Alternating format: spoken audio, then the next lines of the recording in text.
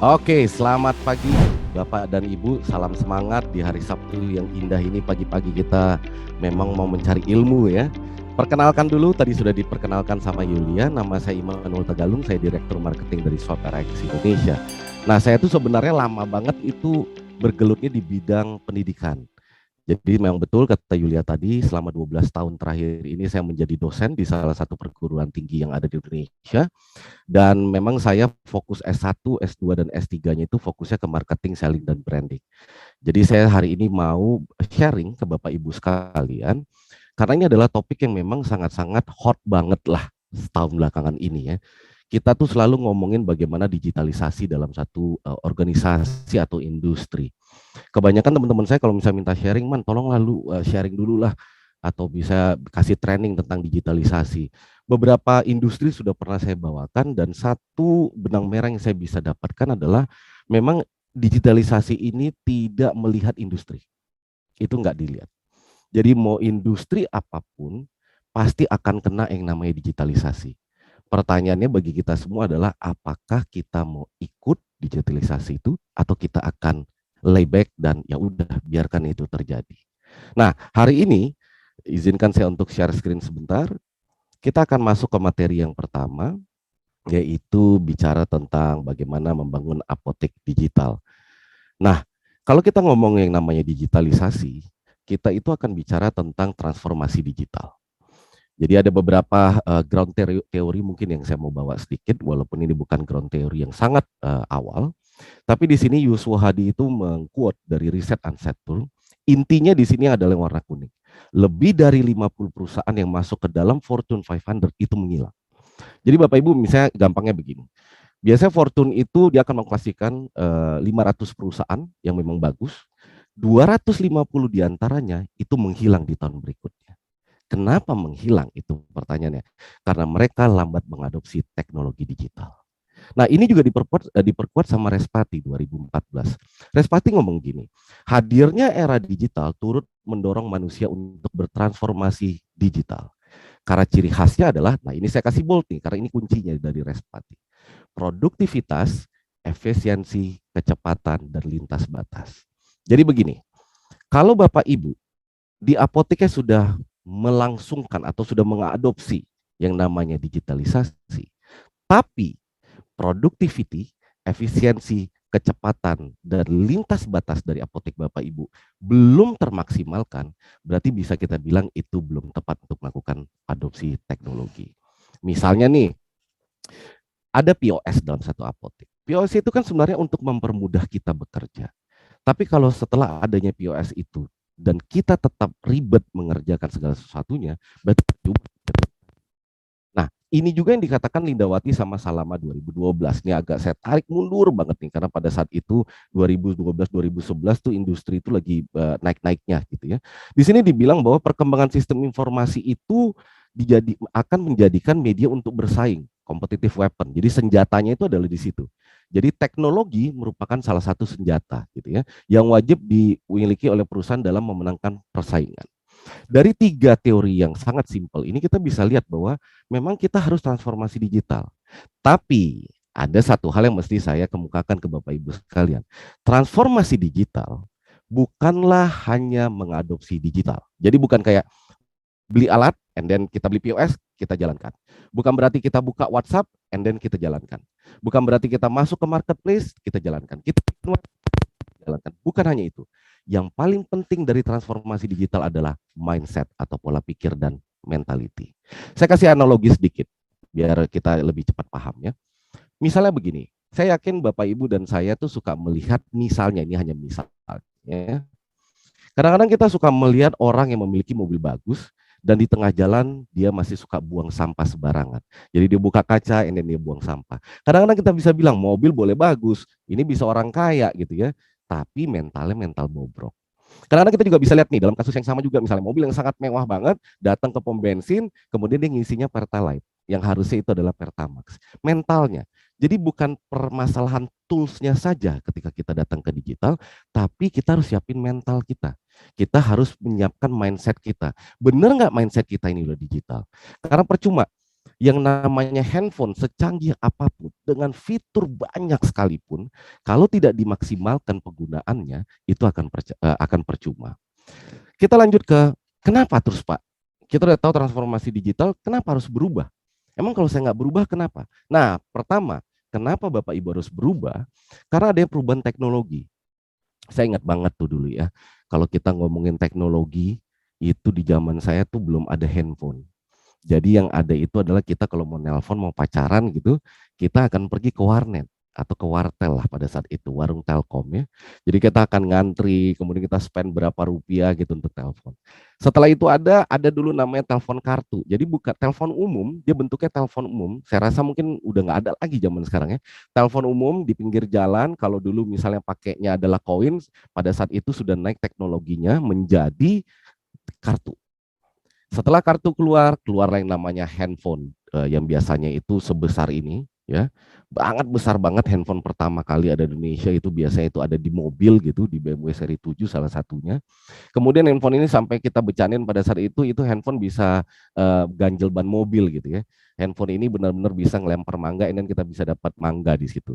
Nah, teknologinya udah sangat berubah. Dan ini kita makin banyak ke belakang ini, nanti saya akan banyak kasih contoh di belakang, apalagi perubahan-perubahan teknologi dari industri-industri lainnya, dan terutama di industri apotik. Yang kedua adalah alasan kenapa mesti berubah adalah karena perubahan audiens.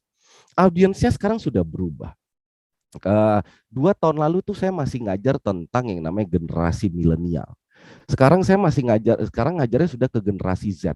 Bahkan secara teoritis, sekarang sudah ada generasi alfa yang akan diikuti oleh generasi beta.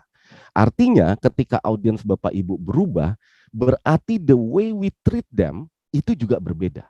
Saya ulang, ketika audiens Bapak Ibu itu berubah, maka the way atau cara kita untuk men-treat mereka sebagai konsumen kita itu juga harus berubah.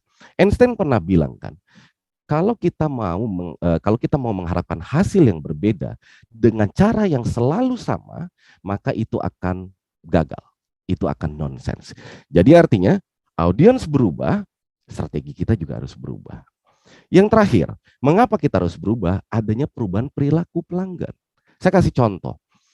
Kalau dulu belum adanya perubahan perilaku pelanggan, saya itu pokoknya jam 9 malam, jam 10 malam tuh saya selalu nungguin favorit saya, itu apa? Tukang nasi goreng tek-tek yang lewat depan rumah. Jadi kalau dalam satu hari saya lagi kangen makan nasi goreng, mau nggak mau saya harus ngeden aja di rumah, tunggu jam 9 sampai jam 10, karena di antara itu dia akan lewat, kemudian ketika dia lewat baru saya akan beli. Perilaku kita sekarang udah nggak begitu. Perilaku kita sekarang udah pengennya itu segala sesuatunya jempol. Kita pengennya mudah banget gitu. Jadi saya nggak perlu lagi nunggu nasi goreng yang biasa lewat, tapi saya bisa langsung buka salah satu aplikasi yang depannya ada Go, belakangnya ada Food gitu ya. Oke. Nah, kita bisa buka aplikasi itu, bahkan saya bisa mesen nasi goreng dari Sabang. Nasi goreng kambing di Sabang. Jadi saya nggak perlu lagi nunggu-nunggu. Nah, perilaku kita sekarang sudah berubah. Itu yang harus dihadapi oleh industri manapun yang ada di Indonesia, bahkan di dunia. Sekarang kita lihat tren digitalisasi. Ini adalah perusahaan-perusahaan yang menurut saya sangat bagus dalam mengadopsi teknologi digitalisasi. Siapa sih yang nyangka dulu ada perusahaan yang bisa menyatukan dunia perojekan di Indonesia, kemudian dibuat aplikasinya, dan semua orang dapat dengan mudah memesan ojek. Itulah Gojek. Airbnb. Siapa yang pernah nyangka owner atau pemilik dari Airbnb ini sama sekali tidak punya rumah, tidak punya villa, tidak punya hotel, tidak punya apapun itu yang bisa dirent. Ownernya tidak punya. Tapi dia ada idenya, dia timbul keresahan, dia bikin lah yang namanya Airbnb. Begitu juga dengan Shopee. Jadi kebetulan pas pembangunan Basura Mall, saya ada teman di situ konsultasi gitu mereka sama saya. Terus dia bilang, saya ketemu sama salah satu satpam yang ada di situ. Waktu ini lagi proses pembangunan. Saya tanya, Pak udah lama Pak kerja jadi satpam Pak, dari mana? Biasanya karena outsourcing. Terus dia bilang gini, ini Pak, saya tuh sebenarnya jual mainan. Karena memang di pasar di Basura itu, sebelahnya adalah pasar Gembrong. Yang memang kita tahu di daerah Jakarta Timur itu adalah tempat yang paling ngantop untuk jual mainan. Nah, saya tanya, kenapa beralih profesi? Karena dia bilang begini, karena sejujur aja Pak, saya agak kalah dengan ada Shopee dan Tokopedia. Karena semua mainan itu sekarang sudah dijual di situ. Jadi kita bisa lihat tuh perubahan-perubahan. Kalau Bapak Ibu tahu Pasar Gembrong dan bisa ke sana, saya bisa jamin sekitar 20-25% adalah orang baru yang menjual di sana. Kenapa? Karena yang rata-rata itu yang lainnya sudah tidak pakai WhatsApp lagi, tidak jual di marketplace dan kawan-kawan. Begitu juga dengan Traveloka. Dulu kalau kita mau pergi, mau cari tiket, mau apapun, kita akan pergi kemana? Pasti ke offline travel agent. Kayak misalnya budidaya travel lah, apapun itu ya namanya ya. Jadi kita akan pergi ke sana, spend time waktu dulu, dan kita akan tanya-tanya lebih detail. Kita mau kemana, harganya berapa, dan berapa orang. Tapi dengan ada Traveloka, dengan adanya tiket.com, itu semua menjadi berubah. Mau pergi kapanpun kita bisa langsung pergi pada saat itu, langsung pergi ke Traveloka, dan kita bisa tahu kira-kira ini lagi sale apa tidak. Kita juga bisa lihat yang namanya Coinworks. Kalau Bapak Ibu lihat, ini yang namanya Coinworks ini adalah P2P lending. Jadi P2P lending itu adalah kalau kita mau meminjam uang lah gitu. Kalau dulu kan meminjam uang zaman dulu banget di mana? Rentenir. Zaman dulu banget itu adalah rentenir dengan bunga yang sangat besar sekali. Kemudian keluarlah dunia perbankan, kemudian bisa loan, tapi mesti ada agunan, sampai akhirnya keluarlah fitur terbaru dari mereka yaitu KTA. Jadi bisa minjem tanpa agunan.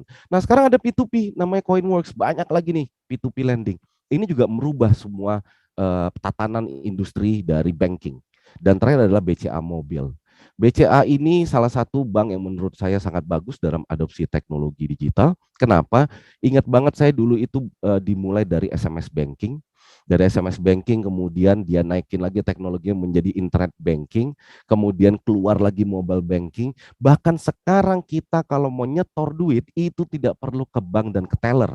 Itu cukup di ATM karena ada beberapa ATM yang bisa setor tunai. Ini ada fakta yang menarik. Waktu itu student saya suruh riset. Coba deh, berapa orang di sini yang ngerti caranya ke teller dan ngisi itu, misalnya ada formulir untuk setor tunai atau tarik tunai gitu ya. Coba ada yang ngerti nggak? Nggak ada yang ngerti di kelas saya. Saya bilang, coba kalian pergi ke bank manapun itu dan kalian teliti kira-kira usia berapa yang ke sana. Ternyata yang usia ke sana adalah orang-orang yang usianya itu udah 35-40. Kenapa?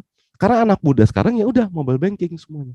Bahkan kita bayar juga sekarang udah menggunakan OVO dan kawan-kawannya kan. Jadi ini yang sangat menarik. Tapi going digital juga harus dipahami bahwa kita memiliki aplikasi yang bagus, yang tidak crash. Tadi malam mungkin Bapak Ibu tahu, ini trending banget sampai masuk ke Lambe Tura, saya sampai ketawa itu di Lambe Tura masuk. Bank Mandiri itu crash dari mungkin pagi jam 10 sampai malam, tengah malam pun itu masih crash juga, nggak bisa diakses dari living mandirinya. Tapi untuk transaksi misalnya kayak debit, terus transaksi di ATM itu masih bisa.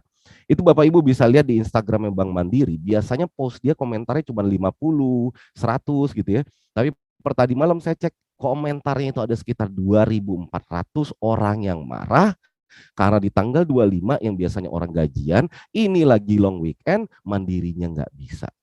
Dan apa yang terjadi? Yang terjadi adalah desas-desus. Desas-desusnya adalah ini menjadi down atau crash gara-gara ada penjualan tiket BTS. Saya nggak tahu itu hoax apa tidak, tapi itu yang katanya yang terjadi. Dan terjadi juga sama BCA. BCA jam 11 malam sampai jam 12 malam tadi, itu kalau saya nggak salah itu melakukan pemeliharaan jaringan.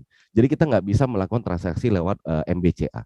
Nah, ini adalah hal-hal yang mungkin kadang-kadang kita bilang bahayanya di digitalisasi kalau kita memang tidak siap dengan infrastruktur atau server yang bagus. Nah, gimana dengan kegagalan digitalisasi? Bapak Ibu mungkin pernah tahu merek-merek yang di bawah ini. Saya akan jelaskan secara singkat dan tepat saja. Distara. Distara ini udah pemain nomor 1 untuk masalah kaset dan compact disc pada saat itu. Jadi waktu itu belum ada yang nama MP3 player, belum ada yang nama Spotify, apalagi Joox, Apple Music dan kawan-kawannya. Jadi pergaulan anak Jakarta kalau misalnya mau nongkrong atau beli kaset atau beli CD, pergilah ke Distara, baik itu yang ada di Mahakam di Blok M sana atau di Jalan Sabang. Akhirnya dia tutup. Kenapa dia tutup? Karena dia tidak masuk digitalisasi. Simpelnya, Distara tidak menjual produk-produknya di online. Jadi tidak melakukan itu. Dia juga melakukan yang namanya bisa gratis ongkir. Jadi bisa diantarin sama kurirnya atau apapun itu ya. Karena pada saat itu belum ada Gojek dan kawan-kawan ya. Tapi kalau dia mau, dia bisa ada staff yang misalnya bisa mengirimkan atau misalnya kita pakai 3PL delivery. Begitu juga dengan Debenhams, ini merek dari Inggris, terkenal banget ini merek. Dulu adanya di Senayan City Mall dan akhirnya dia tutup. Ini kan semacam kayak Metro atau Sogo ya. Kemudian dia akhirnya tutup. Kenapa dia tutup? Karena ketika Shopee dan kawan-kawannya ini naik daun, dia tidak merubah digitalisasinya. Artinya, dia tidak memiliki website dan websitenya itu tidak bisa berbelanja di websitenya. Ini bukan berarti dia harus masuk ke marketplace untuk menjual produknya. Tapi kalau di luar negeri, model-model seperti Debenhams ini, mereka bikin website dan kita bisa transaksi dari website tersebut. Kayak misalnya zaman sekarang Zalora lah, misalnya seperti itu. Jadi udah sangat terlambat. Di tahun 2021 ya kalau saya nggak salah, ini adalah grupnya Hero dan dia mulai tutup. Jadi semua gerai Giant itu ditutup karena dia mau fokus ke Hero dan kawan-kawannya. Nah, kenapa Giant bisa kalah? Selain daripada dia juga kalah dengan Carrefour, dia juga terlambat mengadopsi loyalty dan mengadopsi teknologi, tidak seperti Carrefour kompetitornya. Begitu juga dengan Toys R Us, ini dulu ada di Pondok Indah, ini adalah terkenal banget di Eropa, apalagi di Amerika, masuk ke Indonesia, hype-nya bagus banget, semua orang kalau mau beli mainan ke situ, keluar marketplace, semua mainan ada di marketplace, tutup. Dan ini juga bisa kena ke industri media. Ini kan saya kasih contoh nih industri Indonesia berbeda ya. Yang terakhir adalah industri yang namanya sinar media, ada koran dulu namanya Sinar Harapan. Sinar Harapan itu oplahnya sangat turun. Kenapa turun? Karena dia terlambat masuk ke digitalisasi. Sekali lagi seperti itu. Kalau kayak Tempo, Kompas, mereka akhirnya switch tuh ke online. Jadi kita tetap bisa baca koran Kompas atau misalnya koran Tempo, bahkan liputan 6 sekalipun di internet, dan nanti ada tuh membership tuh. Kalau mau baca full beritanya harus jadi member dulu. Jadi kayak koran aja, tapi dibawa ke website, ke digitalisasi. Nah, Sinar Harapan nggak melakukan itu. That's why mereka akhirnya bangkrut gitu ya. Nah, ini adalah salah tiga lah kalau saya bilang. Salah tiga apotek yang menurut saya mengadopsi strategi teknologi dengan baik dan benar, mulai dari K24, Farmaku, dan Lifepack.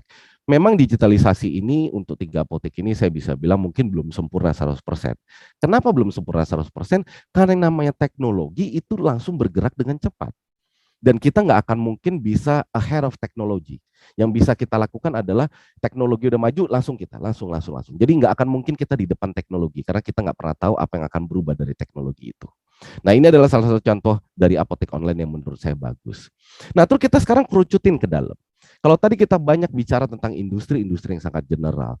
Tadi kan di awal itu saya mau kasih lihat sama Bapak Ibu bahwa digitalisasi ini tidak hanya terjadi di industri apotek, tapi juga terjadi di industri yang lainnya. Nah, kita sekarang mau kerucutkan lebih dalam, gimana sih perubahan industri di apotek? Bapak Ibu pasti sudah akrab dengan istilah yang namanya telemedicine. Jadi telemedicine ini sudah mulai keluar, kita bisa melakukan konsultasi lebih jauh lagi. Ada satu yang saya cita-citakan sebenarnya. Bagaimana peran apoteker atau TTK ini nanti ke depannya, kita memang punya telemedicine yang khusus untuk apoteker. Bayangkan di luar negeri sekarang sudah terjadi di mana konsumen itu bisa langsung konsultasi dengan apoteker melalui platform sendiri. Jadi let's say kayak Halodoc misalnya gitu ya, tapi khusus untuk apoteker dan bisa berkonsultasi dengan apoteker bukan hanya dengan dokter, tapi bisa berkonsultasi dengan apoteker. Yang kedua perubahan yang saya lihat adalah online store. Sekarang banyak banget apotek yang memang menjual produknya. Kebanyakan ini masih perdebatan apakah boleh kita jual lewat marketplace apa tidak. Ada yang bilang boleh jual di marketplace selama itu adalah produk-produk yang OTC gitu ya. Tapi kalau misalnya kayak ethical harus pakai resep dokter tuh harusnya jangan. Tapi juga banyak pemain di apotek yang akhirnya menjual produk-produk yang harus dengan resep dokter itu ada di marketplace. Nah, saya tidak mau ke sana arahnya, tapi kita tinggal tunggu waktu ketika ini memang meledak di marketplace ini. Kemudian yang ketiga adalah adanya cashless. Nah, di apotek tuh dulu segala sesuatunya harus cash. Kemudian sebelum ada yang namanya digital cashless itu seperti OVO, GoPay dan kawan-kawannya, saya ingat banget waktu itu sempat ada zaman di mana kalau kita nggak bawa duit cash, kita boleh transfer langsung ke pemilik apoteknya. Kemudian sekarang sudah banyak di apotek kita lihat tuh ada banner ada yang cuman misalnya ditaruh di meja aja gitu ya. Jadi desk banner itu adalah QR code yang bisa kita beli dari situ atau kita bayar melalui barcode tersebut. Tapi Bapak Ibu, masih banyak juga apotek di luar sana yang tidak bisa transfer, tidak bisa pakai QR code dan hanya bisa lewat tunai. Itu juga ada kayak begitu. Jadi itu yang mungkin harus kita rubah pelan-pelan, karena sekali lagi merubah digitalisasi apotek ini seperti saya bilang, kita bukan bicara tools. Kita bukan bicara apapun yang kita miliki dan kita butuhkan untuk merubah ini menjadi digital. Tapi mindset-nya dulu harus benar-benar digital dan mentalnya juga harus digital. Terakhir, perubahan yang kita tahu selama ini di apotek untuk namanya digitalisasi, kita terbitkan yang namanya POS gitu ya. Karena pada dasarnya POS ini harus benar-benar mensimplify, mempermudah kerjaan kita sebagai apoteker atau TTK dalam satu apotek. Udah pakai POS canggih-canggih, fiturnya banyak, tapi kita nggak ngerti cara pakainya. Gitu ya. Fiturnya banyak, tapi fitur yang kita pakai cuma 1 sama 2. Jadi kita bayar POS udah mahal-mahal, tapi begitu cuma 1-2 fitur. Kita nggak pakai dengan semuanya. Nah di slide berikutnya nanti saya akan ajarin strategi dan taktik gimana kalau kita mau go digital itu. Nah apa keuntungan digitalisasi? Nah, ini sangat menarik di sini kalau kita baca. Perubahan perilaku konsumen, karena kan balik lagi itu ya. Apa yang berubah tadi di depan kan? Perubahan perilaku konsumen itu akan lebih cenderung melakukan transaksi online melalui perangkat smartphone yang terhubung dengan koneksi internet. Ini yang terjadi sekarang. Kayaknya nih ya, anekdot yang namanya lebih baik dompet ketinggalan daripada handphone yang ketinggalan, saya rasa itu sangat benar. Saya kalau ketinggalan dompet, saya nggak terlalu worried. Tapi once handphone saya ketinggalan, waduh saya langsung, aduh gimana nih? Mau chat, mau itu WhatsApp, mau itu misalnya chat pekerjaan, mau saya transaksi apapun, itu udah ada di handphone. Bahkan semua duit itu ada di handphone. Jadi saya lebih pilih ketinggalan dompet deh daripada ketinggalan handphone gitu ya. Karena kita udah sangat attach banget, kita udah sangat dikuasai dengan yang namanya handphone. Nah, impact dari keuntungan digitalisasi ini apa? Nah ini, yang namanya pendapatan minimal kalau apotek melakukan digitalisasi, minimal biasanya dia akan mendapatkan kenaikan minimal itu adalah 9%. Dan ketika kenaikan yang pendapatan itu 9%, maka profitnya itu bisa naik hingga 26%. Dan yang paling penting, karena kita memiliki online presence yang baik dan benar, awareness kita bisa 12% minimal. Nah ini saya ambil dari Capgemini Research Institute. Nanti kita bisa lihat lagi di tahun ini atau di tahun depan riset-riset yang lebih mantap lagi gitu ya. Bagaimana kenaikan-kenaikan ini. Ini bisa membantu Bapak dan Ibu. Nah, terus apalagi keuntungan digitalisasi? Kita bisa mengekspand audiens. Bayangkan Bapak Ibu kalau saya punya apotek di Blok M di Jakarta Selatan. Maka audiens saya secara marketing itu cuma sekitaran Jakarta Selatan. Paling banter. Atau ada mungkin orang Jakarta Barat, Jakarta Utara, Jakarta Timur yang lagi main ke Jakarta Selatan, ngelihat apotek saya di Blok M, dan akhirnya dia mau pergi ke situ. Kebetulan lagi butuh obat. Tapi bayangkan kalau Bapak Ibu go digitalisasi. Berarti kita bisa mengekspand audiens kita. Kita bisa dari manapun. Saya kasih industri lain lagi contoh. Kalau Bapak Ibu tahu AliExpress atau Alibaba di Cina, itu sekarang orang Indonesia aja udah bisa beli barang dari sana. Kalau dulu kita mau beli barang itu kita harus 1 kontainer, kita harus urus pajak dan kawan-kawannya. Tapi intinya kita harus beli in bulk. Sekarang di Alibaba sama AliExpress, Bapak Ibu cuma beli 1 pulpen aja, itu juga bisa. Karena udah expand, audiensnya udah sangat banyak. Yang berikutnya adalah kita ngomong 1 versus multiple. Jadi misalnya gini, anggap aja saya punya apotek ya, tadi saya bilang saya punya apotek di Blok M di Jakarta Selatan. Di apotek saya misalnya ada 3 karyawan. Bayangkan kalau saya mesti buka di 5 tempat toko fisik, apotek fisik. Berarti kalau satu apotek itu perlu 3 karyawan dengan pemilik misalnya gitu ya. Kalau ada 5 apotek tersebar secara fisik, berarti saya perlu 15. Tapi yang terjadi di luar negeri sana dan beberapa Indonesia sudah mulai, tidak banyak-banyak toko fisiknya. Toko fisik cuma 1. Tapi dia put heavily their budget and strategy into digitalisasi. Karena expand audience tadi, sehingga satu apotek ini cukup cuma nambah misalnya jadi 5-6 karyawan, tapi bisa meng-coverage seluruhnya. Jadi secara waktu, tenaga, pikiran, dan biaya itu akan jauh lebih hemat. Itulah contoh-contoh keuntungan dari digitalisasi gitu ya. Nah, apalagi keuntungan digitalisasi? Kalau kita sudah melakukan digitalisasi di apotek kita, otomatis cara kita melayani pelanggan itu juga akan lebih baik. Kenapa saya bilang baik? Coba bayangin Bapak Ibu di satu apotek, ini apoteknya sangat-sangat offline banget, sangat-sangat tidak memiliki digitalisasi. Jadi kalau misalnya dia stok update atau misal untuk lihat obat itu masih manual banget. Kan berarti kan otak kita, tenaga kita tuh tercurah untuk itu semua berarti. Kita nggak punya semua orang dilayani dengan offline, semua kita akan capek. Dan yang namanya pelayan atau misal pegawai, kita sebagai service industri, yang namanya manusia itu punya batasan. Ada satu contoh menarik di Jepang. Jadi kalau hotel di Jepang, Bapak Ibu, resepsionis itu adalah orang yang langsung langsung bersentuhan langsung dengan konsumen. Kalau di Jepang punya peraturan yang menurut saya sangat simpel, bagi orang mungkin mengada-ngada, tapi in terms of marketing ini sangat benar sekali. Jadi, resepsionis itu kebanyakan wanita. Kalau sudah mulai graveyard shift, jadi itu adalah shift yang dari malam 12 sampai jam 6 pagi, itu sudah ditukar menjadi pria. Kalau di Jepang, resepsionis yang wanita, itu akan ditanya kalender PMS-nya. Itu sampai sedetail itu. Kenapa ditanya? Karena yang namanya manusia, seorang wanita, kalau lagi PMS, itu moodinya naik turun. Bayangkan kalau saya ada seorang wanita, saya lagi PMS gitu ya, tidak beberapa, hanya beberapa mungkin yang kayak begini juga, datang nih misalnya konsumen.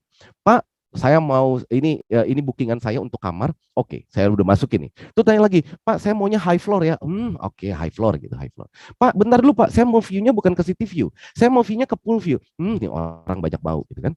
Terus udah di high floor, city view, saya maunya connecting room. Lama-lama tuh dilempar komputernya ke konsumen. Ya kan? Bapak aja lah ngisi sendirilah, terserah Bapak mau apa aja. Nah itu loh, jadi dari manusia yang kadang-kadang kita tidak bisa mengukur atau mengontrol mudiannya atau sikapnya, that's why kita harus mendigitalisasi ini. Karena dengan digitalisasi ini berarti akan mempermudah tugas kita, otomatis otak dan pikiran kita dan mental atau misalnya emosi kita itu juga lebih baik lagi, lebih cerah lah, lebih bersemangat, dan akhirnya kita bisa melayani pelanggan kita dengan baik dan benar. Yang berikutnya adalah hemat waktu dan tenaga. Otomatis kalau misalnya sudah melakukan digitalisasi, ini akan hemat waktu dan tenaga. Tapi hemat waktu dan tenaga ini juga bisa bikin pusing beberapa orang. Misalnya ada satu apotek yang dia mencoba salah satu digitalisasinya adalah oke, bisa pesan lewat WhatsApp kami gitu ya. Jadi kalau mau pesan obat tuh cukup WhatsApp, nanti kami akan kasih semuanya di situ invoice-nya, terus contoh obatnya, kemudian kita akan melakukan pengiriman baik itu dengan 3PL maupun dengan kurir toko tersebut. Percuma Bapak Ibu, kalau misalnya kita punya WhatsApp atau misalnya kita punya Instagram, tapi adminnya males-malesan. Adminnya itu tidak cekatan dalam membalas.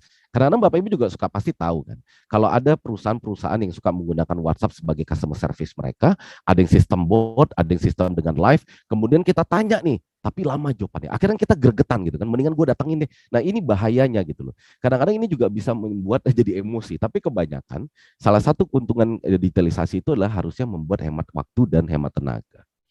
Yang berikutnya adalah keuntungan dari digitalisasi kalau kita bikin apotek kita digital adalah dengan digitalisasi kita dengan mudah bisa melakukan analisa pelanggan.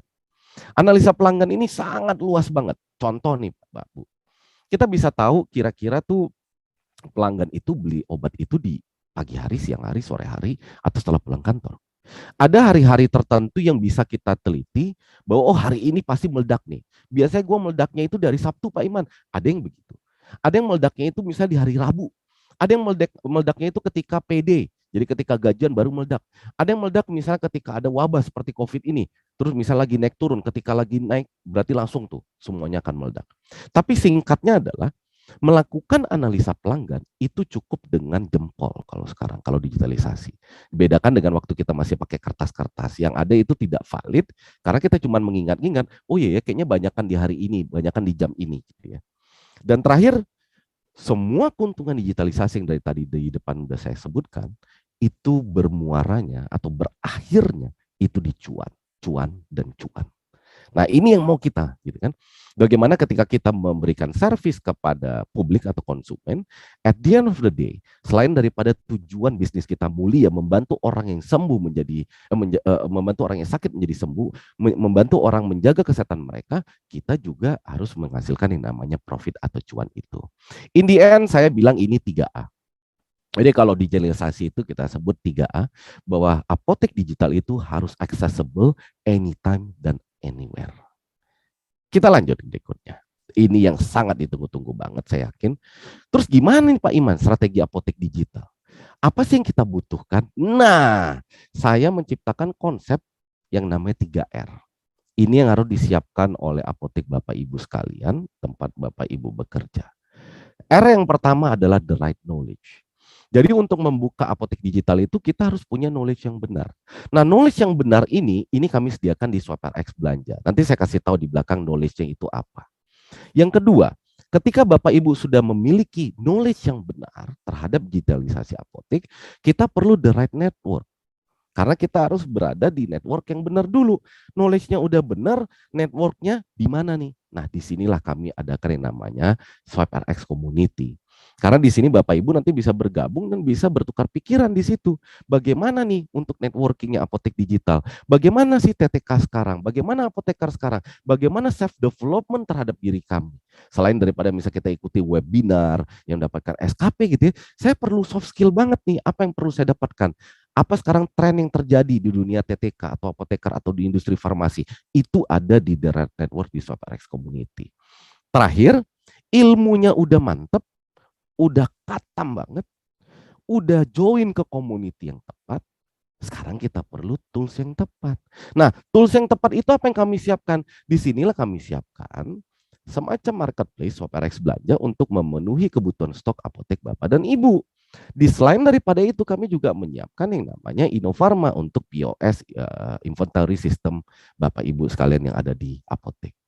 Nah, kita akan bahas satu-satu sekarang. Kalau tadi kan saya bilang the right knowledge, kemudian the right networking, kemudian ada the right tools. Kita sekarang masuk bagian yang pertama ke strateginya, the right knowledge. Jadi kami memiliki yang namanya SwapRx Academy, ini akan kami launching dalam waktu dekat ini. SwapRx Academy adalah semacam knowledge center Bapak Ibu. Jadi di sini kita giving practical knowledge. Come on, saya mengajar 12 tahun, jadi saya tahu banget di dunia pendidikan dan saya yakin di TTK ataupun apoteker, ketika kita berkuliah itu sangat-sangat teoritis banget. Problemnya adalah teoritis tadi ketika dibawa ke lapangan pekerjaan, kita menjadi kayak start from nol lagi. Kita merasa kayak, aduh gue nggak paham nih, ini gimana nih caranya gitu ya. Nah, disinilah kami timbulkan yang namanya SwapRx Academy karena very very practical. Jadi ini akan melengkapi yang namanya pendidikan Bapak Ibu di waktu masa kuliah dulu yang sangat teoritis. Ini kita kasih yang namanya SwapRx Academy untuk bisa tahu bagaimana untuk mengequip Bapak Ibu dengan practical knowledge. Kami ada siapkan modul-modul nanti dalam bentuk video, jadi semacam kayak ruang guru atau Udemy, ini bisa diakses secara gratis. Jadi kita akan ngomongin digital pharmacy operation. Pharmacy operation yang bukan digital itu berbeda dengan yang digital tentunya. Terus misalnya cara memasarkan atau cara menjual secara digital itu juga berbeda ketika dengan offline. Sampai nanti ke soft skill training. Soft skill training itu misalnya kita ngomongin bagaimana leadership, bagaimana persuasive communication, bagaimana how to speak in front of your customer gitu ya. Jadi sebagai TTK juga harus bisa ngomong nanti ke depan konsumen, nggak AU gitu ya. Nah itu bagaimana public speakingnya harus benar, itu semua kami ajarkan di SwapRx Academy. Untuk yang SwapRx community nanti akan ada dari Mbak Saki untuk masalah networkingnya. Nah, digitalisasi, salah satu strategi yang harus benar adalah strategi sosial media atau digital marketing. Kita lihat sekarang fact and figures dari Hotsuite, ini We Are Social, ini 2021 saya ambil. Kita lihat yang kiri bawah dulu di sini. 73% masyarakat Indonesia itu menggunakan itu adalah pengguna internet. Itu 73%. Bayangkan, 73% adalah pengguna internet. Kemudian 61 diantaranya, 61% diantaranya itu aktif menggunakan internet. Terus di 65-nya itu use social media as a main source ketika dia meriset satu brand. Jadi kalau saya pengen tahu salah satu apotek, saya sekarang masuklah itu ke sosial media. Saya lihat nih apoteknya bener apa enggak, ada link tree-nya apa enggak, deskripsinya apa, gimana postnya dan kawan-kawannya. Dan rata-rata orang menggunakan sosial media di Indonesia itu sebanyak 3 jam atau selama 3 jam 14 menit. Nah, dari sini kita bisa ambil apa? Dari sini saya coba ambil turunan teori yaitu riding the wave. Kalau kita tarik lagi jauh ke belakang, teori ini sebenarnya bermuara dari Blue Ocean Strategy dan Red Ocean gitu ya. Nah, ini diambil yang dari riding the wave yang sebenarnya mengadopsi dari teori yang namanya Blue Ocean Strategy. Gimana riding the wave? Bayu bisa lihat sekarang, apotek itu sekarang sangat eksis banget di sosial media. Baik itu di Instagram, baik itu di TikTok, baik itu di Facebook. Kenapa apotek sekarang banyak di sosial media? Kenapa apoteker dan TTK sekarang banyak banget kalau kita lihat di TikTok? Karena pengen increase awareness. Karena pengen meng-increase awareness, pengen memberikan edukasi Dan nanti akhirnya akan kemana? Orang-orang akan trust, akan percaya dan meningkatkan kredibilitas kita itu sendiri. Nah, tapi masih banyak saya lihat beberapa apotek Indonesia atau saya lihat di TikTok apoteker TTK yang ketika bikin kontennya itu agak kurang tepat gitu loh. Nah, dalam membuat konten, kita terus melihat dulu quantity dan quality. Kalau dulu sempat ada yang bilang, nggak perlu quantity lah, ngepost dikit aja gitu loh. Tapi yang penting kualitasnya bagus. Nggak bisa, zaman sekarang itu quantity dan quality itu harus beriringan. Jadi kita harus sering posting, tapi kualitas dari postingan kita juga mantap. Nah pertanyaannya, terus gimana Pak Iman bikin kualitas kita postingan bagus? Nah kita harus kasih konten-konten yang fun, konten yang fresh, yang energetik. Copywritingnya harus clickbait. Clickbaitnya tapi jangan sampai menipu. Yang benar-benar orang bikin bilang, gue pengen nonton nih konten, gue pengen lihat kontennya, gue pengen nge-love, gue pengen share kontennya. Karena at the end of the day, bukan hanya jempol konsumen yang kita pengen dia love, tapi dia share informasi ini. Nah, supaya mendapatkan energetic copywriting, fun, fresh yang tadi, kita harus bikin kebanyakan adalah storytelling. Kenapa saya bilang storytelling? Bapak Ibu mungkin ingat tuh zaman-zamannya Akademi Fantasi Indosiar. Bapak Ibu ingat banget ketika AFI itu atau Indonesian Idol atau X Factor sekalipun yang mereka jual bukan hanya kebagusan dalam menyanyi, tapi selalu ada bumbu-bumbunya. Bumbu-bumbunya misalnya, ini bapaknya tukang beca, kemudian dia bisa seperti ini, dan akhirnya naik. Nggak bisa disalahkan. Kenapa? Karena masyarakat Indonesia sangat suka storytelling. Makanya dari dulu kita selalu dibilang dongeng, didongengin. Kita kan banyak tuh cerita dongeng di Indonesia kan, cerita rakyat gitu kan. Kita dari dulu tuh udah selalu begitu. Jadi ketika itu udah ada, masuklah ke alam bawah sadar kita, sehingga kita juga suka konten yang storytelling. Jadi kita nggak suka konten-konten yang terlalu misalnya menjual banget gitu loh. Bapak Ibu di apoteknya hard selling gitu, menjual apoteknya, jangan. Tapi Bapak Ibu harus yang benar-benar storytelling gitu loh. Sampai orang akhirnya nggak nyangka kalau Bapak Ibu sebenarnya lagi jualan gitu loh. Nah, lanjut lagi, bikinlah konten kalender sebulan, let's say dengan baik dan benar. Apa aja, jangan sampai nanti 2 kali atau 3 kali ini berulang. Tapi kita harus cari ini benang merahnya. Jadi dari atas sampai bawah tuh sangat jelas sekali. Jadi orang juga nggak akan bosan dengan konten yang akan kita push tadi.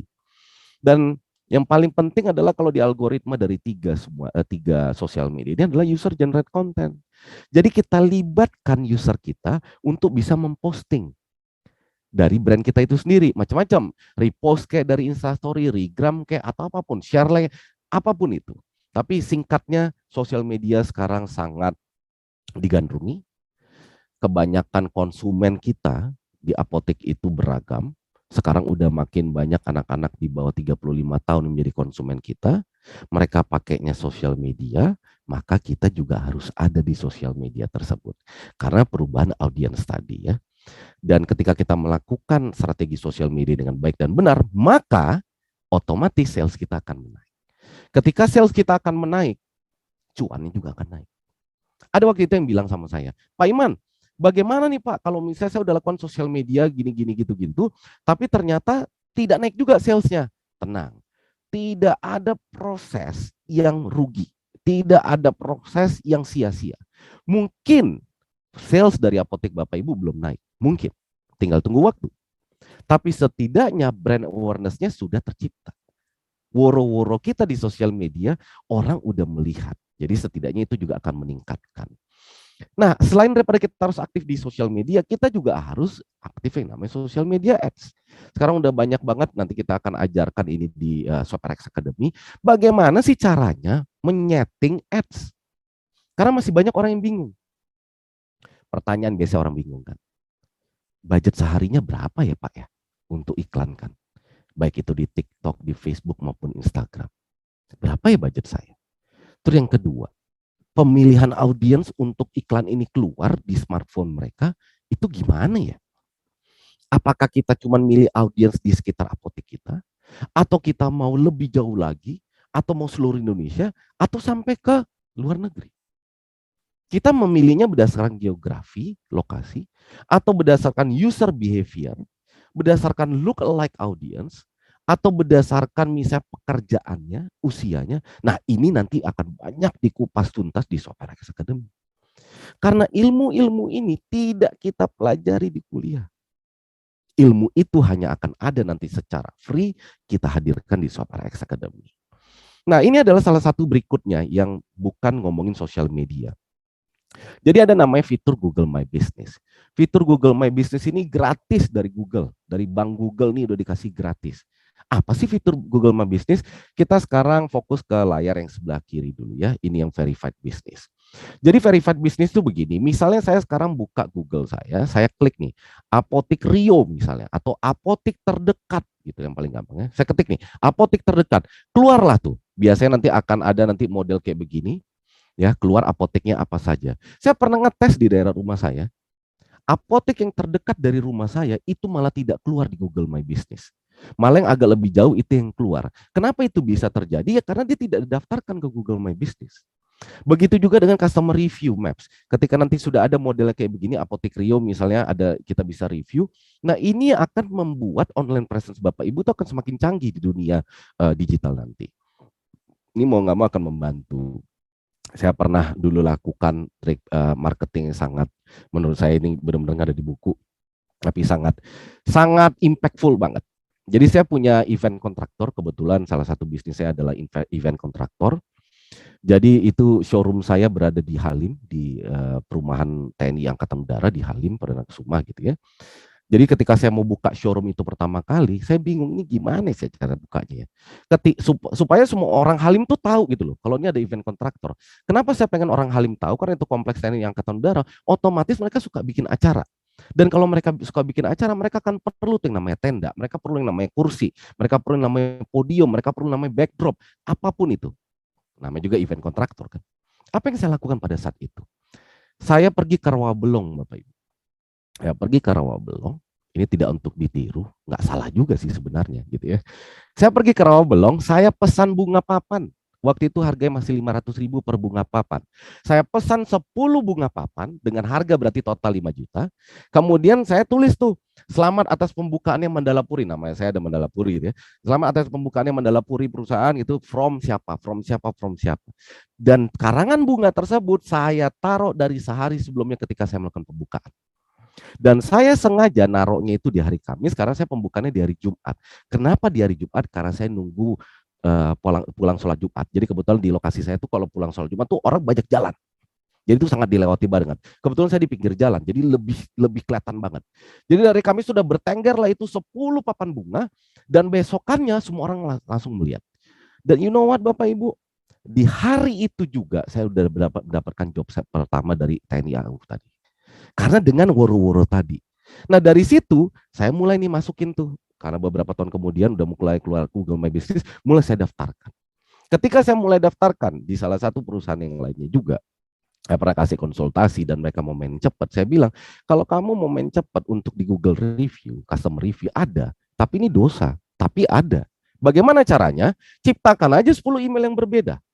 Ciptakan 10 email yang berbeda, kemudian Bapak Ibu review sendiri apoteknya. Keluar deh tuh. Algoritma jadi bagus. Ranking Bapak Ibu jadi paling atas. Dosa ditanggung sendiri tapi. Tapi itu it happens, itu bisa. Nah, gimana cara main cantiknya Pak Iman? Saya nggak mau dosa gitu loh. Gampang.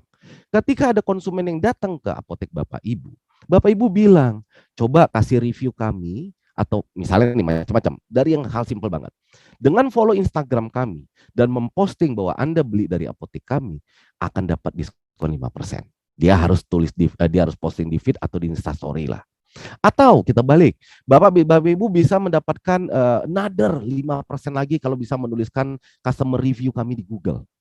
Jadi itu tidak dosa, kita justru mensubsidi mereka, lu mau diskon boleh, tapi tulis review.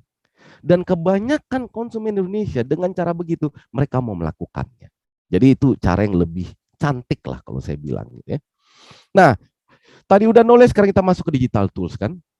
Terus apa digital tools-nya? Ini yang di SwapRx Indonesia tuh kita pengen memberikan yang namanya tools yang baik dan benar gitu loh. Kita punya yang namanya SwapRx Belanja. Di sini kita lebih dari 4.000 SKU, kemudian kita juga mengadakan yang namanya gratis ongkir, jadi ongkos kirimnya sudah kami tanggung. Untuk pengguna baru itu kita juga adakan welcome cashback hingga 5 juta rupiah. Jadi semua pengguna baru tuh dapatnya cashback dari PBF yang tersertifikasi tentunya. kita selalu adakan hadiah bulanan, jadi kita ada campaign bulanan, kita ada misi, jadi ini misi kayak cara bermain gitu ya, kita bermain-main, jadi kita kasih hadiah di situ, hadiahnya nggak main-main Bapak Ibu, kita ngomong gold, kita ngomong emas, kita ngomong voucher, banyak hadiah-hadiah seperti itu, dan yang paling tertarik adalah di affiliate program. Nah, affiliate program ini mungkin yang Bapak Ibu tetekan yang bisa sangat berperan. Bayangkan, Bapak Ibu memberikan kami satu apotek, di mana apotek ini belum jadi anggota dari Soprex Belanja, dan ketika dia berhasil join di Soprex Belanja dan dia berhasil melakukan transaksi pertamanya, Bapak Ibu akan mendapatkan satu apotek, akan mendapatkan 1 juta rupiah per apotek. Bayangkan kalau Bapak Ibu misalnya ngasih 100 apotek, maka 100 juta langsung ditangkap. Itu ketika nanti dia udah bertransaksi pertama kali. Ini adalah contoh-contoh campaign bulanan kami. Dan tentunya ini juga harus bisa diturunkan ke apotek-apotek Bapak Ibu. Bagaimana apotek-apotek sekarang ini akses di sosial media, akses di digital, akses di Google, dan bisa bikin campaign-campaign seperti ini. Karena in the end, konsumen itu bukan hanya nyari obat, tapi dia juga mau mencari apa ya gamification di apotek Anda.